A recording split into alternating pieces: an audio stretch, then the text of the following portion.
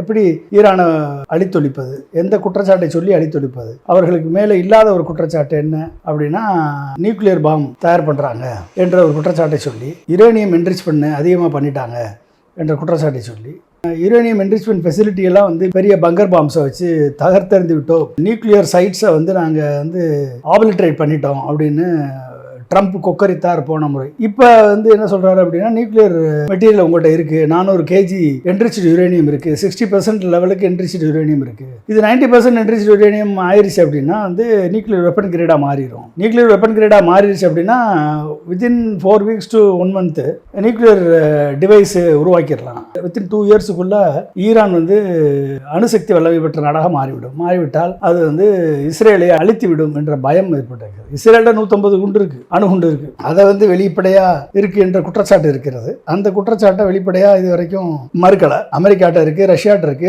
North கொரியாட்ட இருக்கு, இந்தியாட்ட இருக்கு, பாகிஸ்தான் இருக்கு. அப்ப ஈரான் சுய உரிமையாக தன்னை பாதுகாத்துக் கொள்ள கூடாது என்று மிரட்டுவதில் என்ன நியாயம் இருக்கிறது? இப்போ ஜெனீவாவில் பேச்சுவார்த்தை நடத்திட்டு இருக்கும்போது ப்ரீஎம்டிவ் ஸ்ட்ரைக் அடிக்கிறான் அப்படின்னா தாக்கி விடுவார்கள் என்ற நோக்கத்திற்காக நாங்கள் திருப்பி தாக்குகிறோம் என்று சொன்னால் அதை எந்த வகையில் சேர்ப்பது? எனவே இது திணிக்கப்பட்ட போர். இது அயதுல்லா கொமேனியை கொல்ல வேண்டும் என்று சிஏஏவும் மொசாத்தும் இணைந்து நடத்திய நாடகம். அந்த நாடகத்தில் வெற்றி பெற்றிருக்கிறார்கள்.